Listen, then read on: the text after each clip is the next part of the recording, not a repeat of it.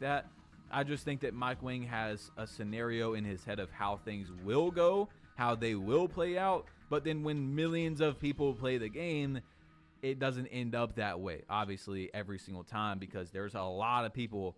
And there's people trying to figure out the best ways to do everything as soon as the game comes out. Mike Wang is really just focused on like a simulation game, right? Some people are just like, all right, I got to figure out the best way to win. I don't think he's really doing that in the playtest and stuff, okay? So anyway, people were complaining this year that button shooting was eliminated, basically. If you wanted to be, even close to a rhythm shooter, you had to rhythm shoot.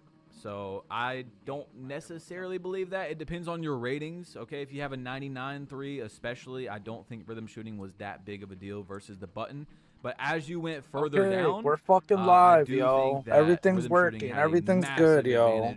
20 hours shooting. later, but we're And I'm fucking not one of good those now. people that wants rhythm Jesus shooting Christ. in the game or doesn't want it in the game. Just I don't really stress me the care. fuck You guys out. seen, I can adapt to it very easily. What's I good, really everybody? feel How we like feeling? it's not that big of a skill gap. Like some people make it out to, bro, you're going down and up. It's almost the same thing as holding down X or square. You're going, pressing it down, letting go, right? It's a little bit, I guess, more skill gap, but there was a lot of people that complained this year that, it was too big of a gap between the button and rhythm shooting. Okay, so Mike Wang answered, is there a gap, basically? And he said the goal was to make both rhythm and button shooting viable options with neither having an advantage over the other. But there are very different mechanics, so it's not really possible to directly compare them. Some will be much better with the button and some will be much better with the stick. Rhythm shooting is definitely more rewarding in my opinion, though. I don't know. I don't really understand Mike Wang on this one. Like, everything works. We need percents. What's good, everybody? We need to know. What's good? Okay, this year with your Jesus jump shot fucking meter Christ. off, how much of a boost do you get? Do you get a boost at all for rhythm shooting? We need to know these actual percentages. What a way to start my birthday, huh? I know that some people only play sports games, but like there's games like Elden. I mean, there's so many games, Elden Ring, even Call of Duty will show you how much an attachment increases your range or increases your damage. I would really love to see, and I've talked about this for years. What's good, everybody? What are you doing here? I found myself staying a bit longer in Chicago, and once or twice a year, not very often, but where we can see, hey, catch and shoot on silver versus catch and shoot on gold gives you this much of an increase to your green window or something like that. I would love to see the actual stats. 2K Labs does a pretty good job, 2K Toots, but I want to see it from 2K themselves. 2K Labs, 2K Toots, they're only two or three, they're only a few people. So it takes sometimes the whole year goes by and we don't get a test on something that I would like to see. And yeah, it's unfortunate. I would love to see all the stats right away. Yeah, I don't know. I could go on and on about that, okay? But are there any changes to dribbling? This is a big one for a lot of guys that care about dribbling. Dribbling has changed a lot in 2K26. Branching and chaining moves will generally feel more responsive, and you can interrupt, cancel more moves than you could in 2K25. We made an effort to make dribbling faster and the inputs more responsive as well. You'll find some great new content as well, blah, blah, blah, the Scottie Pippen behind the back. So dribbling is supposed to be more responsive. You can cancel out of more moves. It's supposed to be faster. And on top of that, what we haven't talked about yet is the game speed is officially, and see, we get a number on this, like an actual number. I would love to have actual numbers on everything, Mike Wang. But the game speed is officially, as of now, 10% faster than 2K25. So you can go on 2K25 and take the game speed up from 50 to 55 because that's a 10% increase. I'd said that in another video and people were like, what? 10% increase would be 10. No, 10% of 50 is 5. Anyway, go throw it on 55 and you'll get a kind of feel. Of course, it's not the same game. It's going to be a different game. Movement, all that type of stuff is going to be different. But a little bit of a feel for how the gameplay speed is going to improve. Okay, so is the size of the green window different? Yeah, from I no don't dip, know catch, what's and going shoots? on, And but this is the it's only working one out. we What's have up, from what's Mike up, where what's he up? says, yes, Everything it is look the good, same everything as a sound regular good. shot, but it's possible this Let could me know, change chat. in the future. What's up? Now, I've talked about this in a few videos, how I don't feel like that makes a lot of sense in terms of a 99 three-point player like Steph Curry and someone with a 65 three-point can do a no-dip catch and shoot with the same efficiency and the same green window as a regular shot. I feel like someone like Steph Curry or Klay Thompson is going to be much better at doing a no dip versus someone who's already not that good of a shooter. But I have actually seen a guy comment a few times now, every time I bring it up, and he's like, well, yeah, but the advantage or the disadvantage you do by being able to do a no dip catch and shoot is you have to be perfectly, you have to be standing still. So it creates less, chaos around the court where people are dexing around and moving for no reason. People love to do that in the rec where they think the entire team has to be moving, or it's not real basketball. Oh, I made a build, I gotta shine as well. It's crazy. They actually play the opposite of what they think is team basketball. Your whole team does not need to be moving at one time. You don't need to be sending 4 cuts of play. If you're a smart player, you know how to stop. Okay, they're gonna cut this play, they're gonna cut the next play, he's gonna cut every single play, right? Sometimes you need to switch up the offense. I worked last night, so when I got home, it was already after midnight, and then I work at 7, so I gotta leave in like an hour to go to work. Plays. I mean, switch it up. I had breakfast with my dad and my girl, so it was pretty chill, not too crazy. I don't want anything too crazy. Right. You can do pick and pops. You can do a quick slip. I mean, there's so many other things than just doing a cut every single play. But yeah, I don't know. That's just the rec, man. I can't play a random rec. Anyway, baseline sensitivity. Yes, there was an improvement to address baseline sensitivity. Ready to make somebody. This year, baseline sensitivity was whack. It was obviously not in a good spot. But like I've said before, 2K is not very good at balancing a lot of changes. So it might be overpowered next year. You might be able to just run baseline and cheese like older 2Ks. What's good, everybody? Birthday stream. What's good? Get on the chat. Say happy birthday. Drop that follow. Drop that like. Drop that comment. Drop that share. Drop everything. We live on Twitch, TikTok, YouTube, Kick. Okay? You name it. Have a high skill gap in the game as well. Will there be a boost for turning the shot meter off? Yes. It will slightly increase the size of your green window from Mike Wang himself. And like I said, guys, I would love to have an actual percentage. We have a percentage of, I'm not going to use the meter anyway. If there's a 1% boost, I'm turning the meter off. And honestly, even if there wasn't, I'm probably still not using meter. I'm so used to it, and I don't like the delay of the meter. And also, that's what a lot of people use to cheat. Not saying if you do use the meter, you're cheating. But it's just another way for people to, kind of prove yourself that you're not, doesn't mean you're not cheating. But you guys know what I'm talking about, man. In 2K24, I did an entire hand cam video shooting with like a 45 three-pointer or a 50 three-pointer. I might have to do some more of those in 2K26 because, the cheating accusations are going to be insane with a pure green window. Like it's going to be wild out there. But anyway, are there any changes to pluck steals and lane steals? On-ball steal targeting and steal animations have been improved to reward defenders who position themselves well and anticipate the dribbler's moves. The canned animation pluck steals, meaning like an animation plays out and you can't do anything about it. Basically, it's just a whole animation that has to play out, have been almost entirely disabled. Pass interceptions have been tuned a bit, but are similar in effectiveness to 2K25. All right, this feels almost illegal to know, but our windows were so old and just desperately needed to be. What the? I don't give a now fuck again, about your Mike Wang windows. says tuned, but he doesn't say whether it was buffed or nerfed.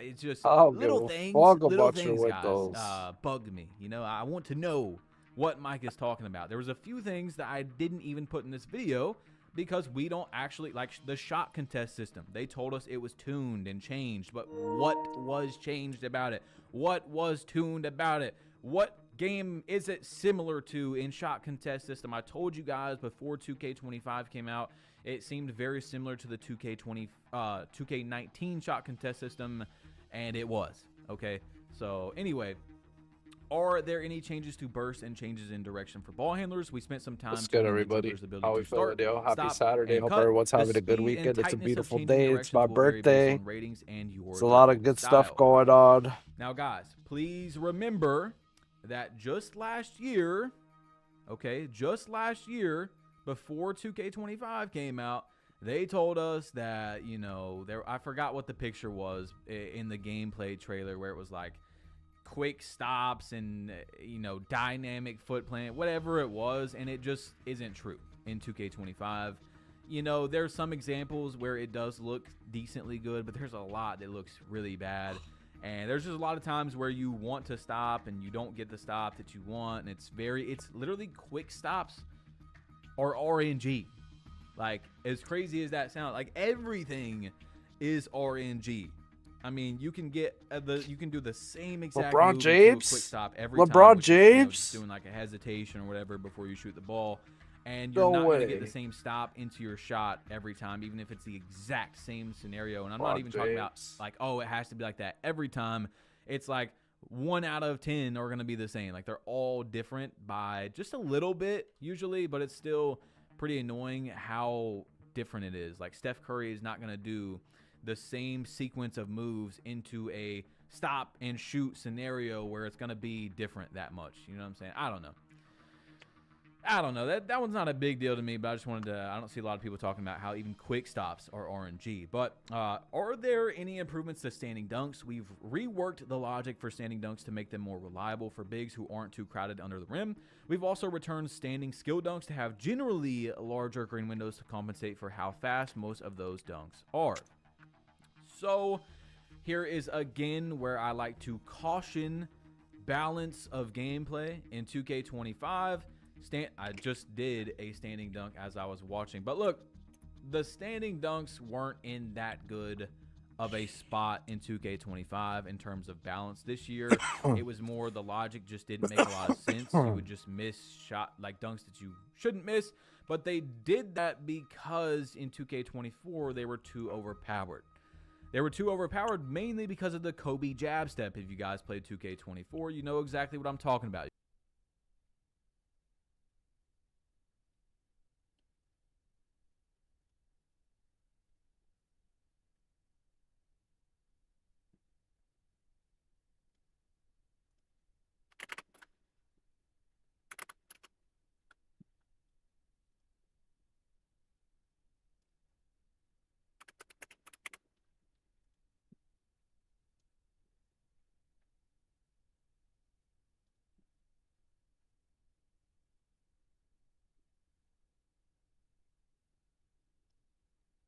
Green windows to compensate for how fast most of those dunks are. So here is again where I like to caution balance of gameplay in 2K25. I just did a standing dunk as I was watching, but look, the standing dunks weren't in that good of a spot in 2K25. What's good, everyone? What's good? How we feeling today? This year, it was more the logic just didn't make a lot of sense. You would just miss shot like dunks that you shouldn't miss. But they did that because in 2K24, they were too overpowered. They were too overpowered mainly because of the Kobe jab step. If you guys played 2K24, you know exactly what I'm talking about. You could do a jab step. It literally every time there was no combating to someone doing a jab step. You couldn't. It was basically an exploit in the gameplay. We don't want exploits in the gameplay. We want balance. You could do a jab step. It throws your defender out the way. There is nothing you could do to combat it. And then you have a massive standing dunk green window. So again, just like the green window this year on 2K26 for the dunks and, you know, now standing dunks, I told you guys I think 2K is trying to, in many areas from what I'm seeing, give us a middle ground of 2K24 and 2K25. Like finesse finishing layups in 2K24 there were some that were literally exploitive, like the scooper layups I showed you guys in many videos, where if a defender was in a certain spot, you could do a scooper every time. There was no blocking it, there was no stealing it, and you could have very low ratings to activate it. You didn't have to have high ratings or anything like that. You also had a massive green window. They could have really high defense. It still didn't matter. So there were exploits inside of the finesse finishing. What's good, everyone? What's good? Hope everyone's having a good weekend. Does instead of really just fixing that. Happy birthday type toning shit. It down, nerfing finesse finishing a little bit. I would say, in my opinion, this year finesse finishing was heavily nerfed. What age was I not am, very right? effective. $10 so cash like I said, out. I think they're trying to find a middle ground for that. But again, just like the standing dunks, I think that we have a pretty high chance, and the baseline sensitivity, all this stuff, for all these things to be overpowered next year. Maybe even exploitive, but we will see. Okay, I don't want to freak out and say that anything should be changed at the moment until we see the gameplay. And you guys know, when I talk about gameplay changes in the last 3-4 years, I only really want things changed that are massively exploitive where 99% of people can look at it and say, okay, that is definitely an exploit. All right, it is not something that should be in the game. Not something that's like, oh, I think shooting should be a little bit better or shooting should get nerfed a little bit. I don't focus on those things. I like to focus on actual exploits like the L2 cheesing. And at the beginning of 2K25, I think the only thing that I really called for being changed, like actually saying, hey, this has to be changed, was the close shot exploit where you could green 10 very tight close shot post fades in a row without even having to time it, okay? I give my opinions on some things that I think, okay, like in the beginning of the year, I said, hey, I don't think the dunk meter logic is in a good spot. I didn't say it has to be changed, but I said I don't think it's in a good spot. So there's a big difference in when I say something needs to be changed and when I just give my opinion on how it is in terms of balance and how it should be, how correct it is, right? Like finesse finishing is not in a good spot this year. Dunk logic was not in a good spot. It definitely could be better in terms of, yeah, people are not going to make those builds because it's just not good. Like, it's really just not that good. You see what I'm saying? And you want every style of gameplay, especially with a high rating, to be good. You know, you want 99 layup to be good, and it's just not that good. All right, you see what I'm saying? So anyway, my bad for the little yap right there. Our motion styles on 2K26 are going to affect your gameplay. Driven by pro play, just like dribble styles, some styles will naturally be quicker and more explosive than others. For 2K26, we've added rating gates, so you'll need higher attributes to equip the more effective styles. Now, I've told you guys I don't like this. I don't like dribble styles affecting your speed. I don't like motion styles affecting your speed. But 2K this year is trying to gate them, attribute gate them. So if they do it correctly, it's not that big of a deal. And by correctly, I mean, of course, your highest attribute gated motion styles and dribble styles should be your best ones. However, the chances of that actually happening are very slim. For example, let's say the best dribble style for a 6'6" is at 75 ball handle, but there's one at 90. Well, that just means that the balancing of the builder is going to change based off that right there. You don't have to go 90 speed with ball if the best dribble style is at 75. So if 2K does it correctly, yeah, it'll be good for balance. You know, people will have to go high on attributes to get that and motion styles and stuff, but the chances of them doing it, we'll just have to see. All right, I don't want to write it off, but we'll have to see. All right, so in 2K26, you will be able to misdirection behind the back, crosses, tweens, and hezzies by starting a standing behind the back, cross, tween, or hezzy, and respectively, and then immediately holding turbo and throwing the right stick in the opposite direction before the first bounce. So some more combos are coming back, like Mike Wang said, where you're able to cancel out of stuff and blah, blah, blah. Also, we are going to get momentum crosses by flicking up on the right stick to start a standing in and out, and then immediately sprint with turbo toward the offhand. So our 2K17 kind of momentum crosses will be back. There was a momentum cross in 2K25. Not a lot of people know that, but it was within the LaMelo Ball dribble style only, and it was very slow. It just was not a good move. There is not worth it at all to go to LaMelo dribble style just for that, right? So anyway, there will be a layup meter off boost, just like turning off your layup meter, or sorry, your jump shot meter. Again, I really wish we could get percentages. That would be great. So now into our kind of newest news that we've got so far. Our builder is going to have 3 max plus 1s as of right now. Some people are saying there might even be 4 and 3 max plus 2s. This is some of the biggest news of the entire video. Then, as you see in the bottom left, you have the clutch gene. The clutch gene takes a badge's current level and raises it by 1 in clutch moments near the end of games. The badge does not need to be maxed. Now, here is the next thing. Your clutch gene is only going to be for Season 1. Then in Season 2, we don't know exactly the order, but for example, you're going to have Hot Start in the next season, as you guys see in the top. Badges equipped with this perk will be boosted 1 tier beyond their max potential during the early portions of the game.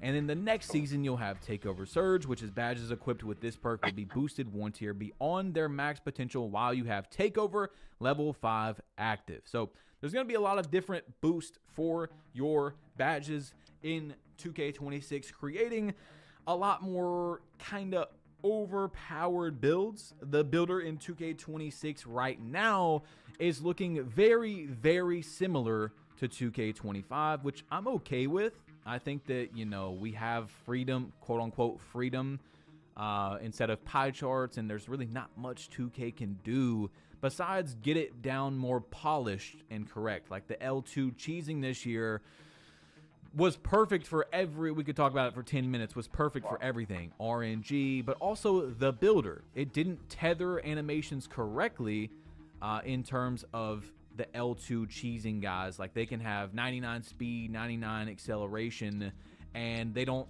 have to have ball handle past like 70, and they have really low speed with ball. So that's how they're able to make these super crazy builds, which doesn't eliminate L2 cheesing if they weren't able to do that, but it wouldn't make their builds as good. They can have 99, they're making 6'4" with high steel, 99 speed, 99 acceleration, 99.3, because they don't have to upgrade certain things like ball handle and speed with ball very high, which means because they don't tether correctly. Tethering is just where you upgrade it, like speed, and now it makes something else upgrade. You know, you guys are used to the builder in 2K25, 2K24. Tethering has been in the game for a while. So there is custom takeovers in 2K26. They've said it is the last reward in the takeover section. You can build your own takeover, but we don't know when you're going to unlock it. So it could be pretty far into the legend grind. So if it is, not everyone's going to be able to get it. So don't get too excited yet. All right, there's going to be build specialization where you have to have a 60 driving layup and 60 driving dunk, or you guys can see all the requirements right here. And the build specialization is going to give you goals. It's going to give you goals that will give you 2 cap breakers in the end, okay, for that section, and 1 max plus 1 and 1 max plus 2. So you've got 9 goals. Some of the rewards are like a different archetype name, a arm sleeve. There's some other rewards inside of the 9. I think it was 9 goals, but we'll get more into that in a minute. So cap breakers are going to be more important this year in terms of when you have very low attributes. As you guys see, if you have a 25 standing dunk, 1 cap breaker can bring it up to a 40 standing dunk. Now, for the most part, it's not going to matter. There's going to be some times when it does benefit you to do that, and sometimes where it doesn't. For example, if you have a 94 perimeter defense and you want to bring it to a 99, you're going to want to use the cap breakers there than putting 5 cap breakers onto standing dunk from a 25 and bringing it up to like a 70.